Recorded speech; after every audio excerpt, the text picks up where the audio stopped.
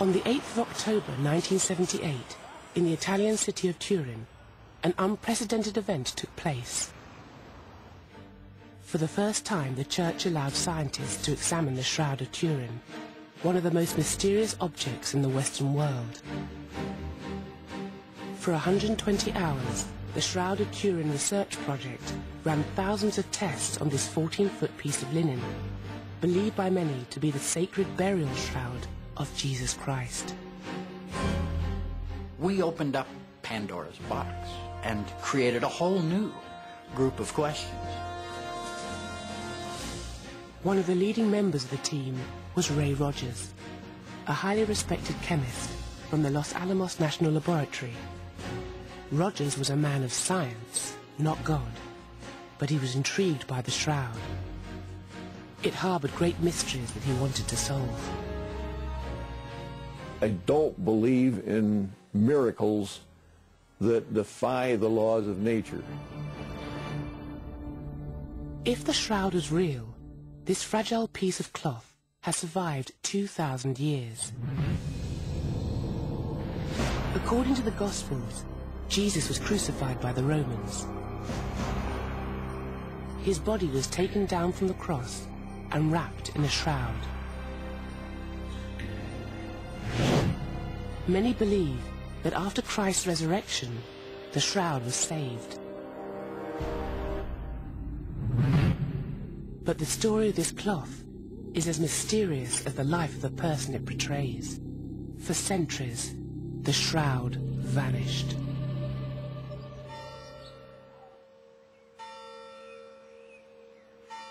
In the 14th century, a shroud appeared in the French town of Liry. People claimed it was Christ's.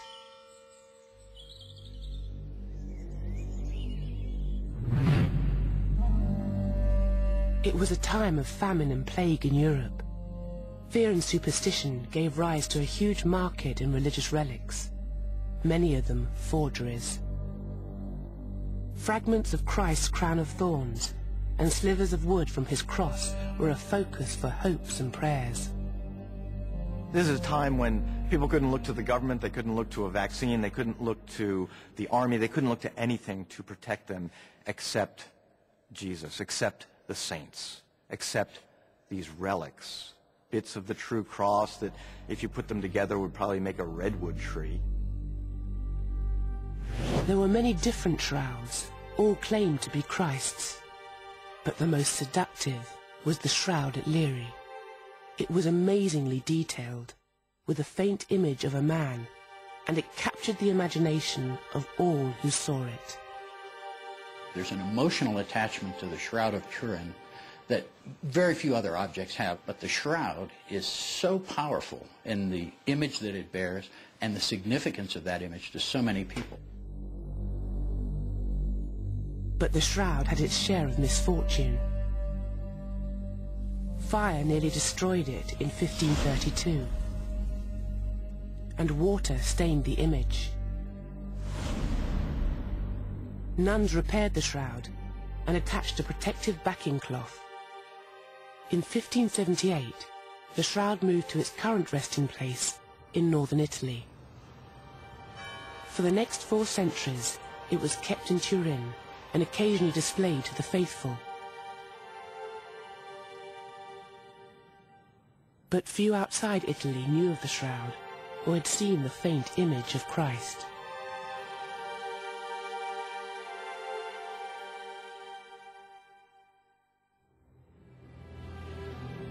It was only in 1898 that the world finally became aware of the incredible image on the shroud. Italian Seconda Pia took the first photograph.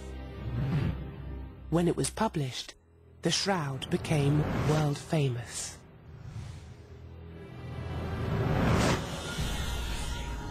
When Secondo Pia makes this photograph, he almost dropped the plate. It scared him because he said, "My God, I was looking into the face of the Lord." That's when he realized that the image on the cloth is a negative. The lights and darks are reversed from what we're used to seeing. For the first time, people could clearly see the body on the shroud as a positive image. The photograph displayed details that were invisible to the naked eye. It triggered an uproar. He's immediately accused of fraud, immediately accused of cheating, lying, and manipulating this. It's a fake. And it wasn't until 1931 when Giuseppe Henriet is allowed to photograph the shroud for the second time, gets the same results, of course. The world of science suddenly looks at the shroud and says, well, wait a minute, maybe we should look at this closer. Scientists couldn't get access to the sacred relic, but the photographs were now in the public domain. And as the 20th century progressed, new technology was set to reveal even more detailed images of the face.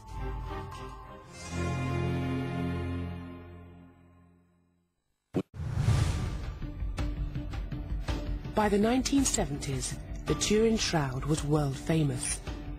Many believed it was the burial shroud of Jesus, and yet scientists hadn't been able to examine it. But advances in photographic analysis were starting to uncover incredible clues hidden in the image itself. A group of scientists formed the Shroud of Turin Research Project. They lobbied church authorities for permission to analyze the shroud. They said, we should see if we can figure out how this image was formed. The biggest problem has always been access to the cloth itself. Finally, in the spring of 1978, despite strong resistance from many in the Vatican, the Church agreed. The Church took a relatively enlightened view about the shroud. They have a lot of folks who believe, in fact, that it is and truly the burial shroud of Christ and don't want anybody meddling with it.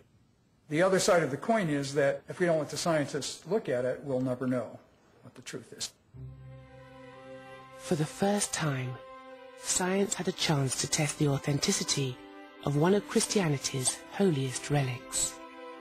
It was a very solemn and moving moment. I have to confess that I was taken with it for a few minutes until I got my wits about me and realized that we had to get down to business. The scientists were not allowed to mark, cut, or damage the shroud in any way. All these tests had to be non-destructive. Most of the local folks really didn't like us messing around with this holy object. The team's main goal was to discover how the image got on the shroud. Was it made with paint or another way? They had only 5 days to conduct their tests and worked round the clock. Barry Schwartz was a photographer on the team. There were spectral analyses done. Sam Pellicore had a spectrophotometer with him that he was using. There were a mosaic of photographs made. It was photographed with ultraviolet fluorescence photography. It was X-rayed using X-ray fluorescence and reflectance imaging. One of the leading scientists involved was Ray Rogers, an acclaimed chemist who led thermochemical research at Los Alamos, where the atomic bomb was developed. The cloth was composed of linen thread, finely woven in a herringbone pattern. Rogers was particularly interested in the areas damaged by the fire in 1532. My primary field is thermochemistry. I look at the effects of heat on materials, and here were these scorches on this cloth. I was asked, can I determine whether or not it was painted? There wasn't any painting material there of any kind. And even more important than that to me was that they dumped water on it to put out the fire. Nothing in the image moved with the water. You know, it's rather staggering because at one fell swoop that pretty much eliminates almost everything that could have been used to paint the image. One of the major components of linen is cellulose. And what we see on the surface of that darkness that gives rise to the image is in fact degraded cellulose. It's not a pigment. Next, the scientists looked at areas where the image displayed bleeding wounds and made a stunning discovery. The chemical signature of real blood. The team had discovered a powerful connection to the crucifixion.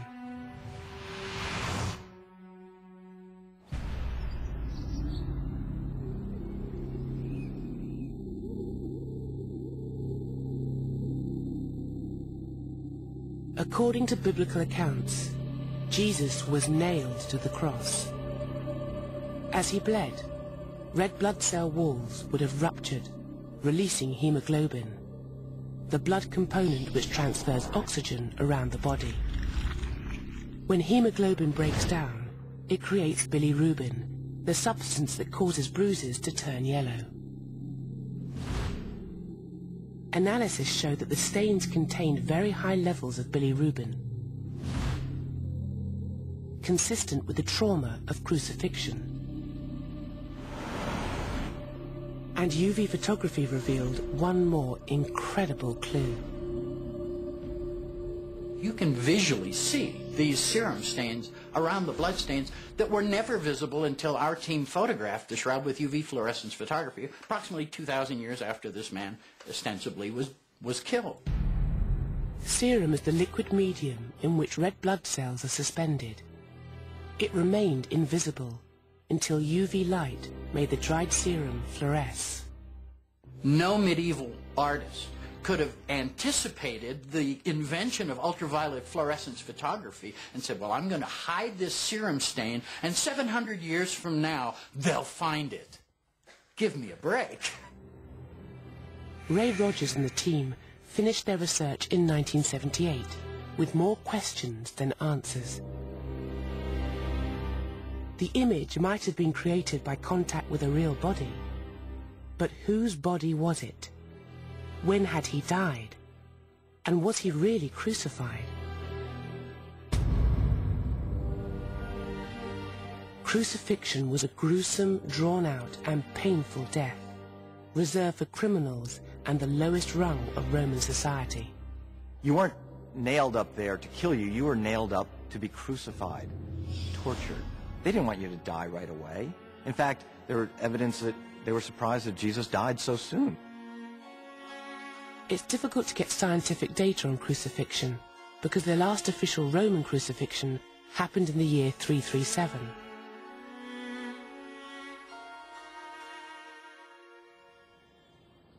But in a quiet suburb of New York City, one man's been experimenting with crucifixion for years. Forensic pathologist Dr. Frederick Zuckerby has investigated many gruesome crime scenes as chief medical examiner for Rockland County, New York. My area was mechanism, manner, and cause of death and type of suffering the individual had. Since 1948, Dr. Zuckerby has been investigating the shroud to answer a fundamental question. Does the evidence on the shroud match up with a person who died by crucifixion? First, the doctor built a cross to determine how crucifixion killed people.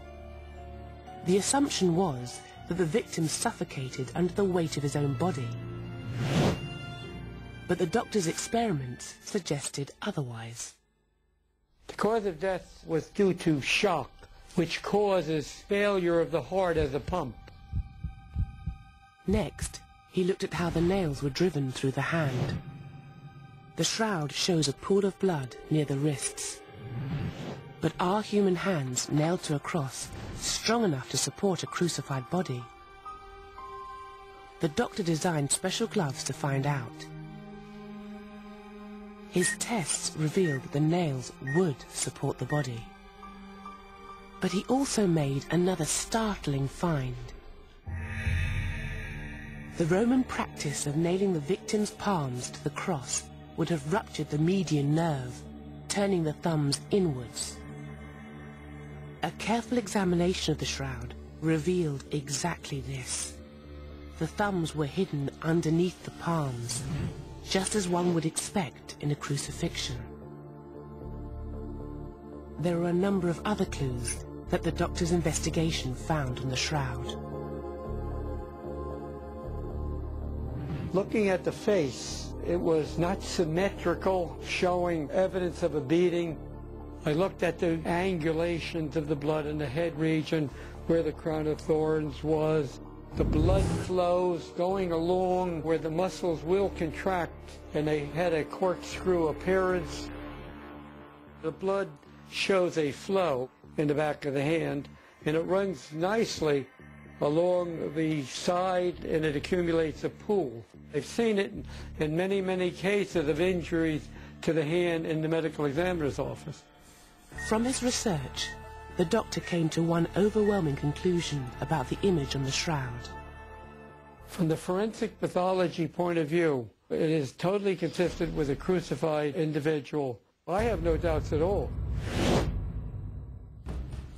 Dr. Zagaby's tests and the photographic evidence matched up. The victim on the shroud had been crucified. But was it Jesus Christ or a medieval man? To answer this crucial question, scientists had to find out how old the shroud was. And that required the cooperation of the Catholic Church.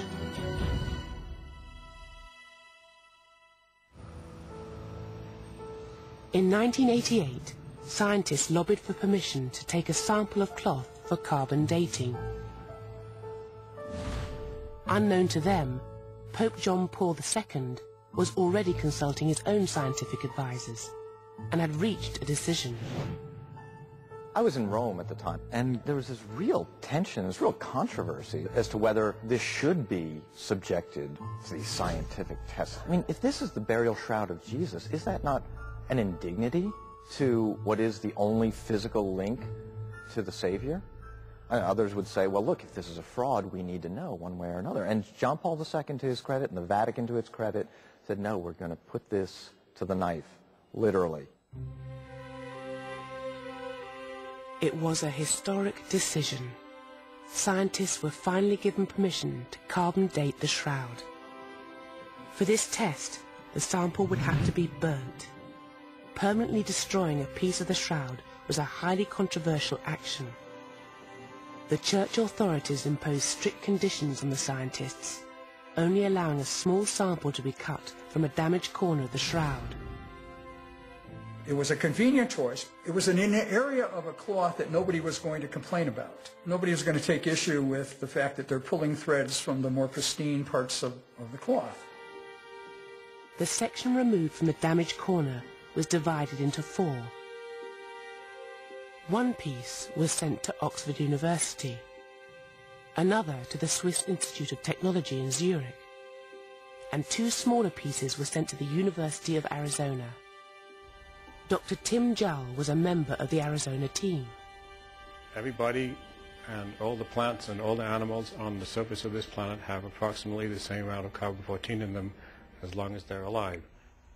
When we die, the C14 in our bodies decays with a known decay rate. If we measure the carbon-14 in the sample and compare it to a standard, we can calculate the age from the ratio of the sample to the standard. First, the shroud sample was cleaned of any impurities. Then it was burnt. We start off with a piece of linen, and we combust it at this end, turning the carbon of that sample into a gaseous state. The CO2 gas was then solidified, and the carbon was extracted. Each carbon sample was then shot through an accelerating mass spectrometer, which counted each individual carbon-14 atom. This particle detector can count 1 atom at a time. For a modern sample, we count upwards of 100 atoms per second. For an old sample, one that's close to 50,000 years, we may count 5 or 10 atoms in 2 minutes. By counting the number of atoms, scientists calculated the date. For the test, each lab worked in isolation. Finally, after checking and rechecking their results, they had the answer.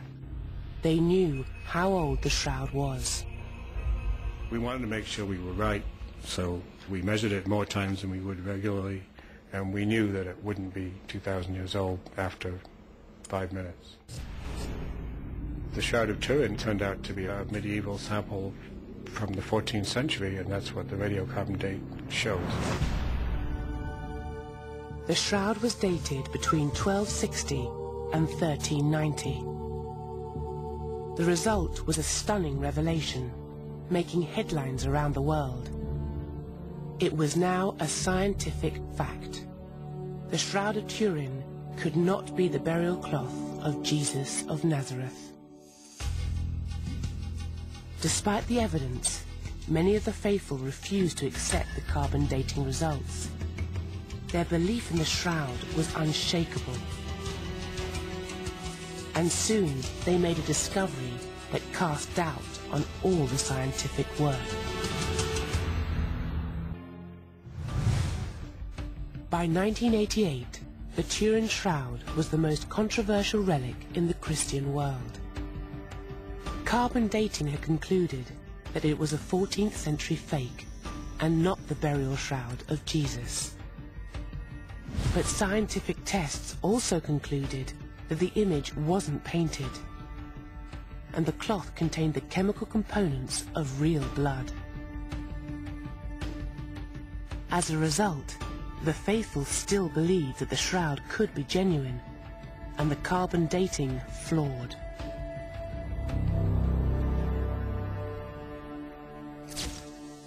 Here you have the most studied artifact in human history, and science still can't give us an answer. Ray Rogers, a member of the team that conducted the first scientific investigation, had always kept an open mind about the shroud. But as a man of science, he was furious that the shroud believers started questioning the carbon dating evidence. I'd been reading these things by people from the lunatic fringe who were explaining why the date was wrong. I was irritated and just getting mad. I don't have any faith at all in somebody who says, I think I see flowers on the shroud, or I think I see little sailing ships sailing along. There are people who are so emotionally involved in this that they're not going to accept any scientific result. Their faith is not going to be shaken by some pointy-headed scientist. In the remote mountains of Panama, one shroud believer's obsession was about to spark renewed interest in the shroud. Peter Sooms is a retired doctor and a 3D imaging expert who now works as an artist. While researching a sculpture, Dr. Sooms came across an image of the shroud, and it changed his life. I have the feeling that that image touches the soul of people. Using his medical skills, he started a remarkable project that would bring the still image to life. I got an obsessive thought in my head, because I didn't know about radiocarbon dating, I didn't know nothing. The only thing that was clear in my head was, this is the authentic burial cloth of Jesus Christ. With the help of experts in Holland and Argentina, Dr. Sooms embarked on a complex process that would transform the face on the shroud into a 3D holograph.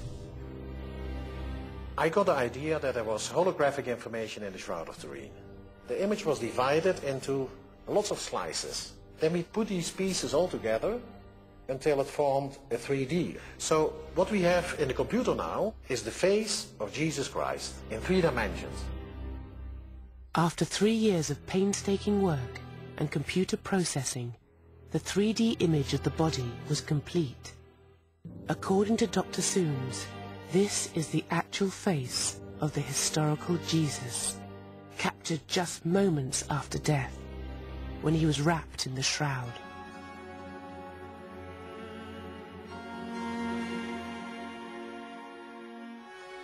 Publication of the image ignited fresh interest in the shroud, but it didn't prove the linen cloth was genuine.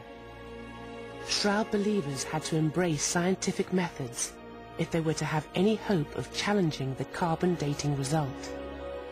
And in the United States in 2000, 2 people did just that.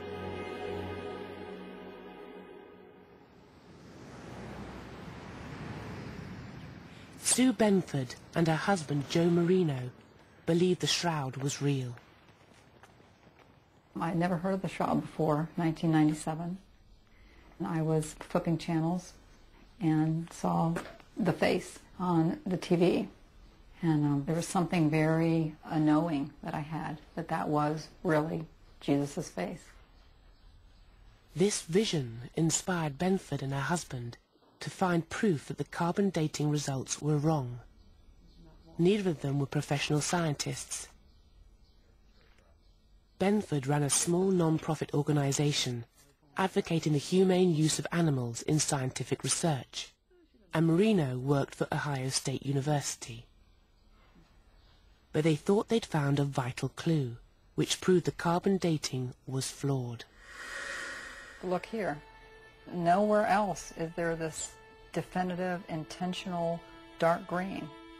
While checking images taken in 1978, Benford noticed something strange about the piece of shroud chosen for the carbon dating samples. The herringbone pattern that is so consistent elsewhere in the cloth looked misaligned.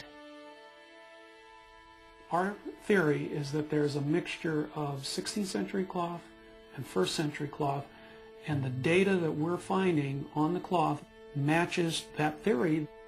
Benford and Marino believe that the carbon date was wrong because the section chosen for the samples was contaminated with later material. They believe the original linen was repaired with completely different cotton thread in the 16th century. The repair was then expertly dyed so that it would be invisible to the naked eye. When you do this type of reweaving, you're not just stitching two pieces of material together, and that would give you all of one and all of the other. It's more like this. The ends are unraveled in the main cloth. The ends are unraveled in the patch. They are spliced together, and the threads are connected and interwoven, so you see literally an interweaving such that you have old and new on both sides of the equation. Well, I'm skeptical when I'm listening to this, but they had taken photographs that were available of the samples taken for the carbon dating, and they had submitted these to several textile experts who didn't know they were looking at a photograph from the shroud, and each of these textile experts, independent of each other, said, you know, this looks rewoven. The samples taken for radiocarbon dating were cut from one corner of the shroud, adjacent to a seam. It was effectively an area that was damaged by someone cutting a piece out of it, possibly to sell as relic, so it needed to be repaired.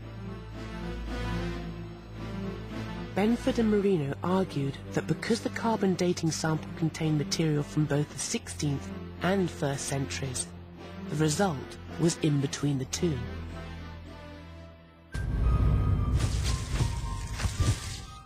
Searching for definitive proof, Benford took a closer look at the carbon dating results to see if there was anything odd about the data at the 3 different test centres.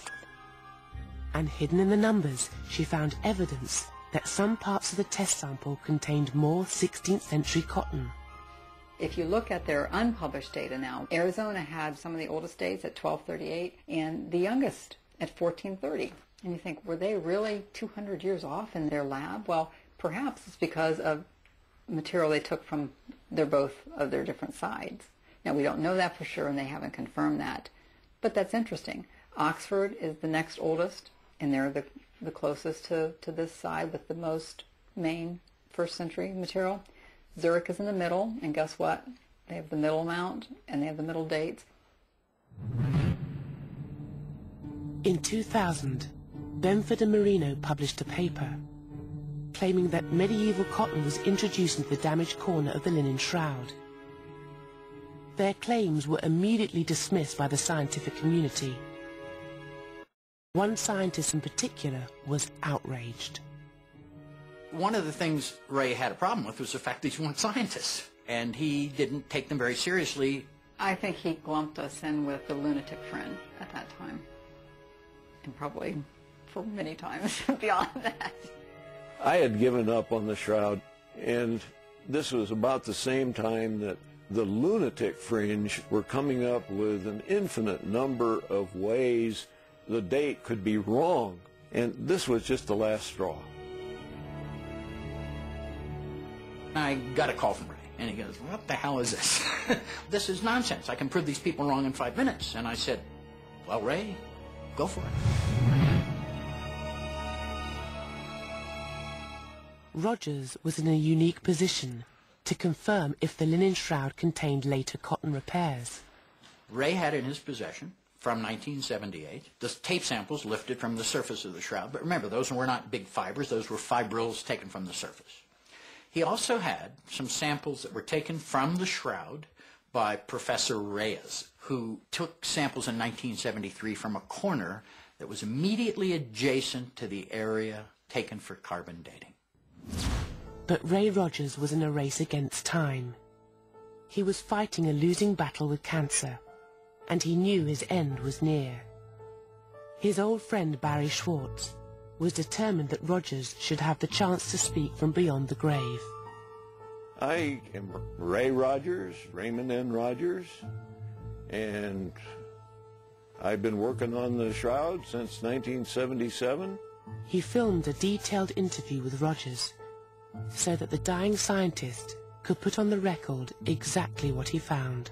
So I read their paper, and I thought, I've got the samples that can shoot that full of holes. So I got out the Ross samples, and I got out the shroud samples, and I went to work again. A couple hours later, he calls me and he goes, boy, he says, I can't believe it. He says, they were right. There's cotton here. He says, there's no cotton in the rest of the shroud, but there's cotton interwoven here. They must be right. No one was more shocked than Rogers.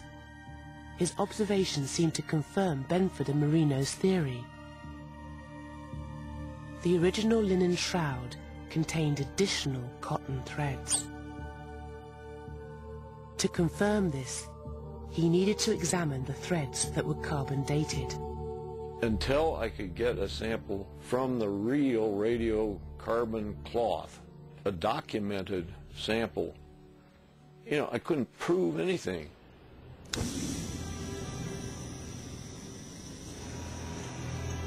The carbon dating process destroyed the sample, but all the labs involved in the 1988 test kept parts of their sample in reserve. The authentic radiocarbon sample that I got, these segments of yarn were cut from the middle of the radiocarbon sample, so there was no question about them. And when I looked at these samples from the radiocarbon area, there's no problem at all finding cotton in them. Rogers was now convinced that Benford and Marino were right. And he found other evidence they had missed. He knew from his own tests in 1978 that the shroud was free of artificial dyes and pigments. And yet, when he looked at surviving threads from the carbon dating samples, that's exactly what he found. You've got photomicrographs that demonstrate this very clearly. The cotton fibers from the radiocarbon sample are fairly heavily coated with the gum dye mordant, and some of the linen fibers don't show any of that at all. They look just as slick as anything, and it didn't stick to them. He believed the dye was used to make the cotton repair invisible to the naked eye. If you happen to hit a place where a yarn segment from the original shroud was spliced into the new reweave part, the splice very definitely shows the new yarn that was being put in and dyed to match. The only thing in the shroud that was dyed or stained was this radiocarbon area. So my hypothesis at the moment is that this was done on purpose to fool your eye. This was further evidence that the shroud was repaired with cotton in exactly the area where the carbon dating sample was taken. And when we went back and looked at the ultraviolet photographs, here is this area that's significantly darker. It doesn't fluoresce as much, and it's just this area that, around the Ross sample and where the radiocarbon sample was cut. And if they had looked at any of the photographs that we had and studied the information we had as of 1978, they would have known that that was the worst possible place they could have taken a sample. My conclusion is that that area was manipulated. It was done by somebody with great skill, and different materials than were used to make the shroud. Here's the whole crux of it. Linen is very difficult to dye, and it ages as time goes on, so it's colored. So in order to match a reweaving with the original color, you have to use cotton, and you dye the cotton. In 2005, just 5 weeks before losing his battle with cancer, Rogers prepared to publish his last academic paper. He wasn't casting doubt on the science of carbon dating, but the selection of a contaminated sample from the damaged corner of the shroud. In his opinion, the carbon dating tests didn't reveal its true age. But one fateful decision was about to threaten Ray Rogers' last hope of carrying out a new carbon dating test.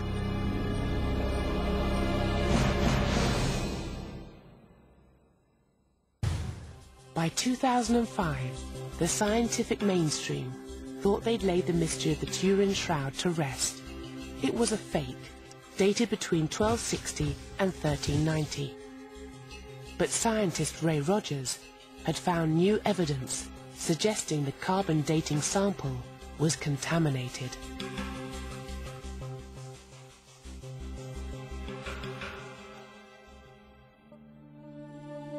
I'm coming to the conclusion that it has a very good chance of being the piece of cloth that was used to bury the historic Jesus. He writes a paper that's accepted for publication in Thermochemica Acta, January of 2005. And that paper is the only peer-reviewed science that challenges the carbon date with anything credible up until that point in time. Rogers knew that his findings needed to be tested with more sophisticated equipment. So he contacted a colleague who still worked at Los Alamos Laboratory, Bob Villarreal. It was a race for him because he knew he was dying. He wanted to know, is this corner of the shroud of the same composition, whether it was flax or linen or cotton? If it was cotton, it's not the same as the main shroud cloth, which is linen. Rogers would never live to discover the answer. He lost his long battle with cancer on the 8th of March, 2005. He was 78 years old.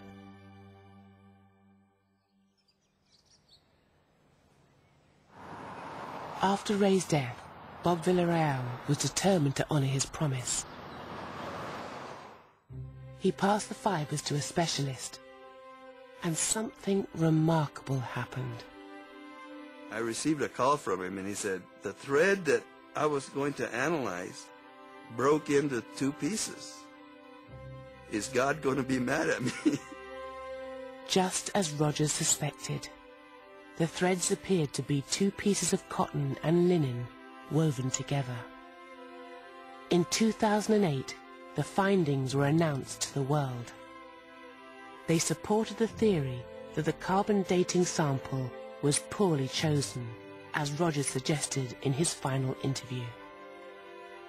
They come in and they snip, snip, snip, snip, snip in secret and take the worst possible sample they could. The people who certified the sample are still trying to convince everybody that everybody else is wrong. They're right. Those were perfectly valid samples. Before he died, Rogers was a strong advocate for a new carbon dating test.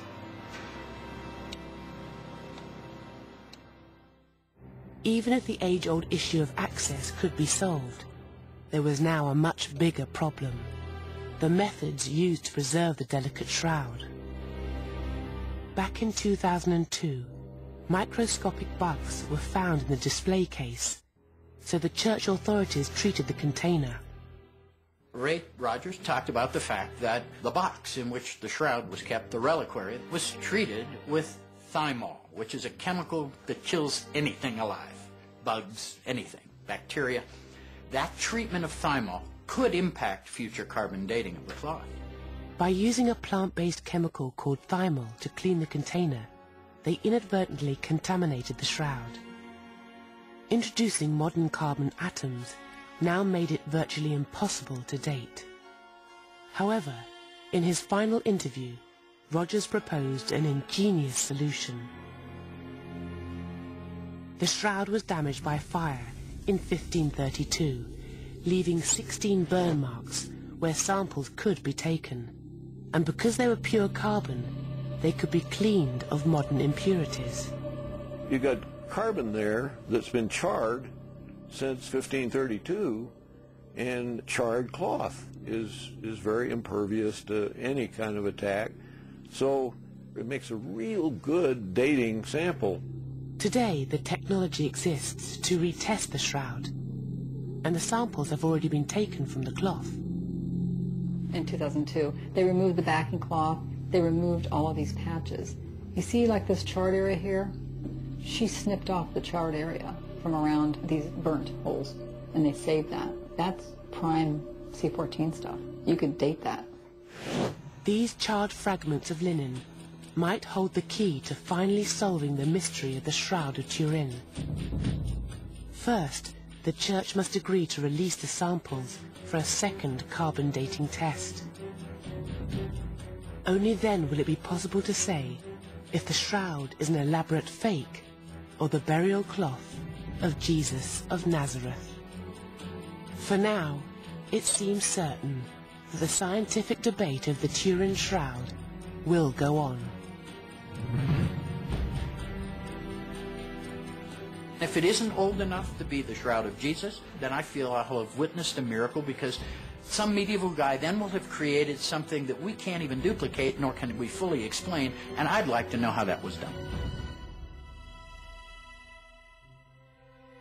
Operation Green Ice is underway tonight at 9 as a DEA agent blows a money laundering case wide open in All New Undercover.